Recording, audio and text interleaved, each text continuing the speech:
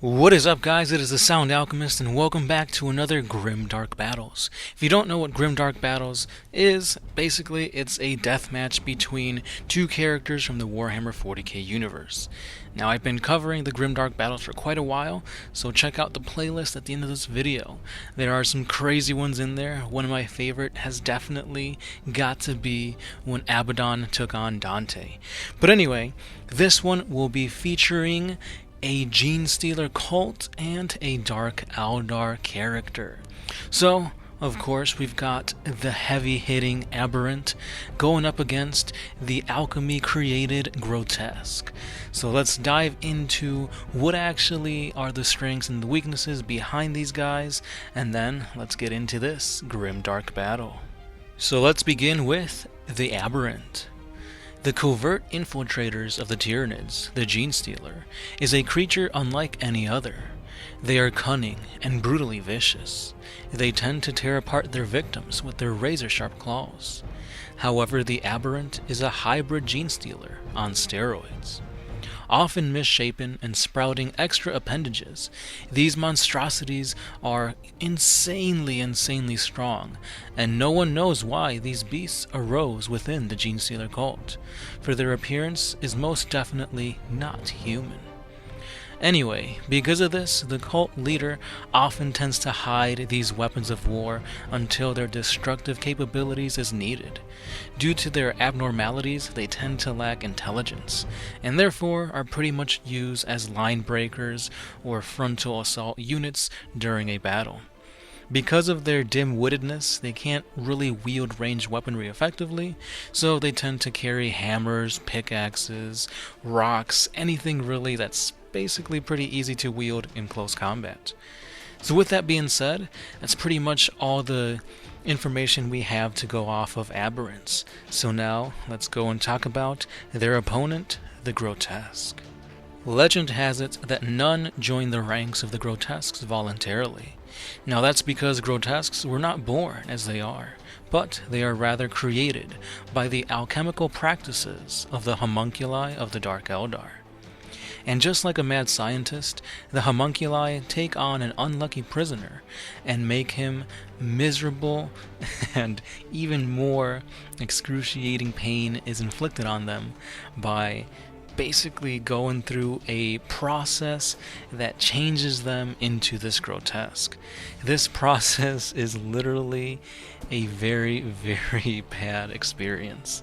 Not just because they're feeling pain, but because they're literally changing into another creature. It is a horrible process that's very painful, that involves the slave being infused with growth elixirs, steroids, stimulants, toxins, and all this stuff. Basically, this is used to make their muscles get bigger, make them immune to pain, and then the cherry on top is that a lobotomy is used. Lobotomy is used to make them obedient and easier to control, and thus, depending on the homunculus, perhaps the arms of the Grotesque is then hacked off and replaced with a weapon of their choosing. These weapons can be blades, tentacles, or some other deadly thing, for example maybe a mace, a chainsaw. It's really up to the homunculus's artistic taste. Now you would think this would be enough, but no. The final step to becoming a Grotesque is that the Grotesque's face is then covered with a pitch-black iron mask. This mask is basically saying that you are not who you were, you are now the Grotesque. So any chance of personality, anything that would make them resemble who they once were, has now been completely erased. Basically, they're just brain dead. Well, they're not brain dead. They can still think, but they're kind of hindered because of the lobotomy. But again, because of this lobotomy, they aren't capable of wielding intricate weaponry, so they're even pumped with more steroids and stimulants before battle to make them go into a berserker rage. And because of this, they tend to be very devastating in close combat. The weaponry, like I said before, varies depending on what the homunculi give them, but it could be knives, clubs, claws, tentacles, it all depends. And one last thing to note, depending on what species the grotesque slave was before this process, they could become even more hardier in combat. For example, if it's just a regular Tau, they might not be as durable as if they were using orc slaves to become grotesques, so that's just something to kind of think about. But anyway guys, that's all the lore behind these two combatants, and it is time to dive into this grim, dark battle. Ah, how lovely my collection of war beasts has become after those that we captured. Those guardsmen, they're so weak and puny, but some of them seemed a little off. No matter. The homunculus then hears what sounds like gunfire erupt outside of his lair.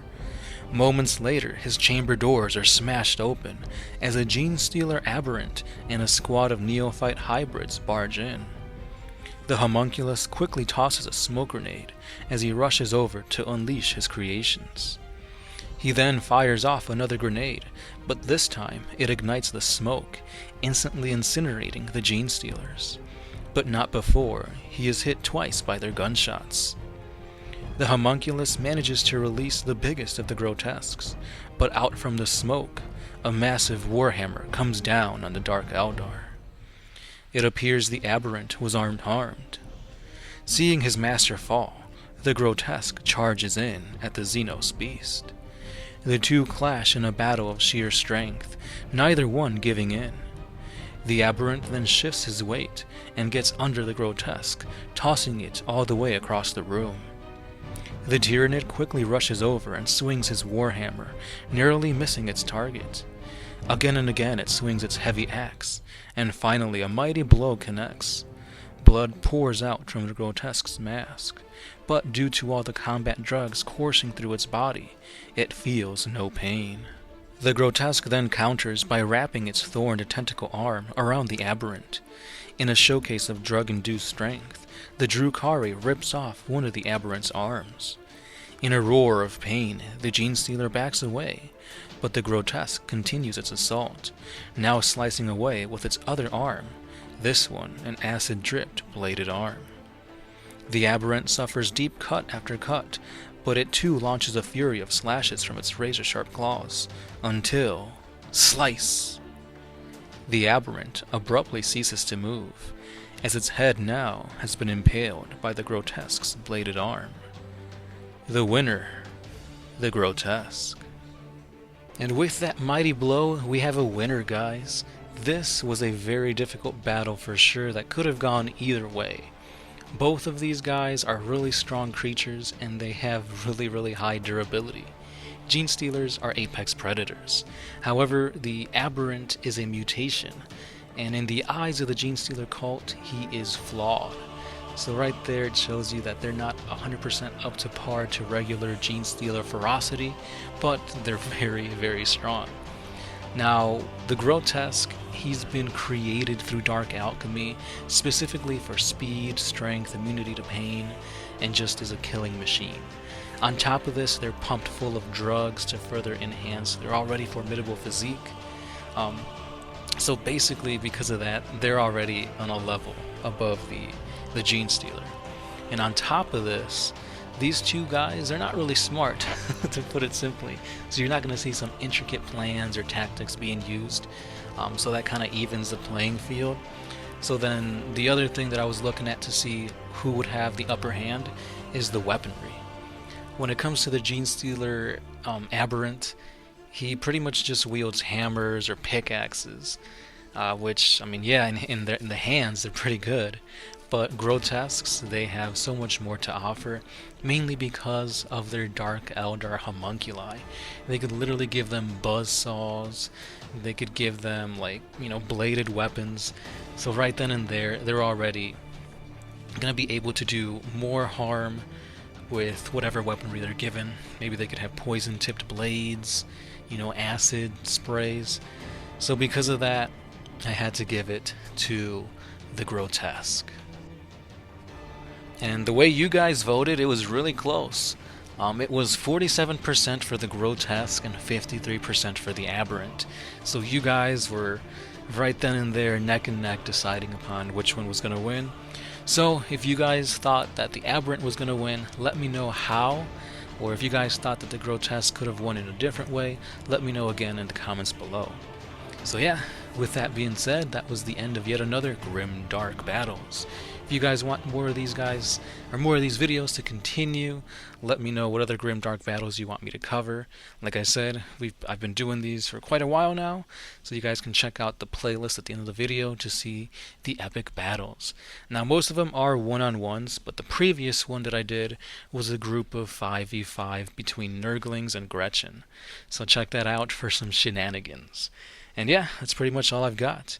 Stay subscribed for more videos, guys. And as always, I'm the Sound Alchemist, part of OneMindSyndicate, and I'll be catching you guys tomorrow.